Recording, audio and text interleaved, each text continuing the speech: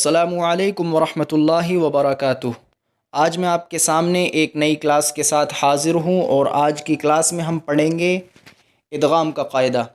جیسا کہ ہم نے پچھلی کلاسوں میں پڑھا تھا، تنوین اور نون ساکن کے 4 قاعدے ہوتے ہیں۔ نمبر 1 اظہار، نمبر 2 اخفا، نمبر 3 اقلاب۔ الحمدللہ ہم نے تینوں قاعدے مکمل کر لیے ہیں اور آج ہم چوتھا قاعدہ پڑھنے والے ہیں ادغام کا۔ آپ یہاں سے اسے سمجھیے کہ حروف ادغام جو ہیں وہ 6 ہوتے ہیں: یا، را، میم، لام، واو، نون، جن کا مجموعہ ہے یرملون۔ مجموعہ کہتے ہیں ملانے کو۔ جب ان 6 حرفوں کو ملا کر پڑھیں گے تو بنے گا یرملون۔ اب تنوین یا نون ساکن کے بعد حروف یرملون میں سے کوئی حرف آ جائے تو لام اور را کی صورت میں بغیر گنہ کے ملا کر پڑھیں گے۔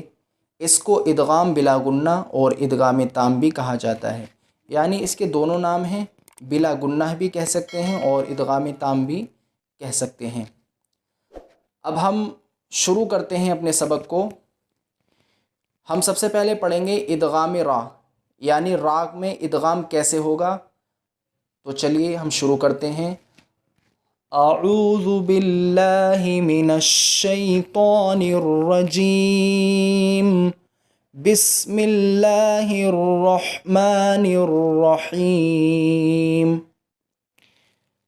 میم پیش مو، حامیم زبر حم، محم، میم زبر ما، محم، دال را دو پیش در، محمدر،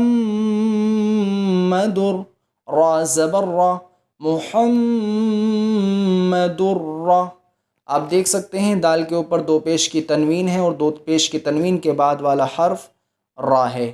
میں نے بتایا تھا اوپر کہ حروف یرملون میں سے 2 حرف یعنی را اور لام کی صورت میں ادغام تام کا قاعدہ ہوتا ہے اور اس میں گنہ نہیں ہوتا۔ سین واو پیش سو، رسو، لام لام پیش لل، رسول، لام کھڑا زبر لا، رسول اللہ، حاضر ہی، رسول اللہ، محمد رسول اللہ۔ اس طریقے سے اسے پڑھیں گے۔ میم را زیر مر، آپ دیکھیے اس میں نون کو نہیں پڑھیں گے۔ آپ پہلے سے قاعدے کو سمجھیے کہ نون ساکن ہے اور نون ساکن کے بعد والا حرف جو ہے وہ را ہے، یعنی ادغام یرملون کے 6 حرفوں میں سے را ہے، تو اس میں ادغام تام کا قاعدہ ہوگا اور اس میں گنہ نہیں ہوگا۔ میم را زیر مر، را با زبر رب، مر رب، با زیر بی، مر ربی، کاف زبر کا، مر ربی کا،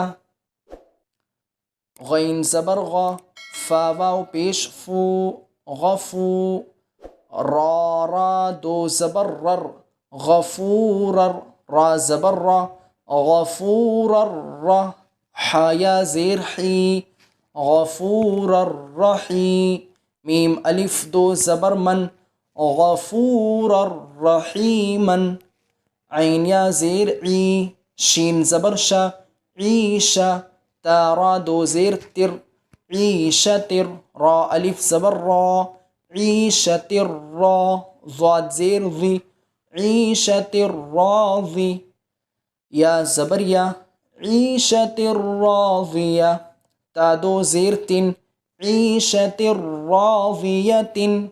اس طریقے سے اس کی مشق کریں گے۔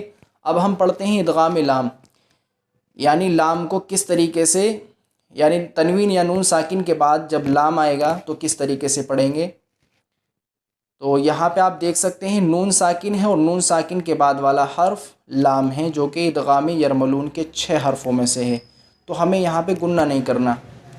آپ کو میں ایک بات اور بتاتا چلوں، را اور لام کی صورت میں گنہ نہیں ہوگا، باقی کے جو 4 حرف بچتے ہیں، ادغام کے 6 حرف ہیں، ان میں سے 2 حرف کو ہم نے نکالا، را اور لام کی صورت میں گنہ نہیں ہوگا، اور باقی جو 4 حرف بچیں گے ان میں گنہ ہوگا، وہ اگلی کلاس میں انشاءاللہ میں آپ کو بتاؤں گا۔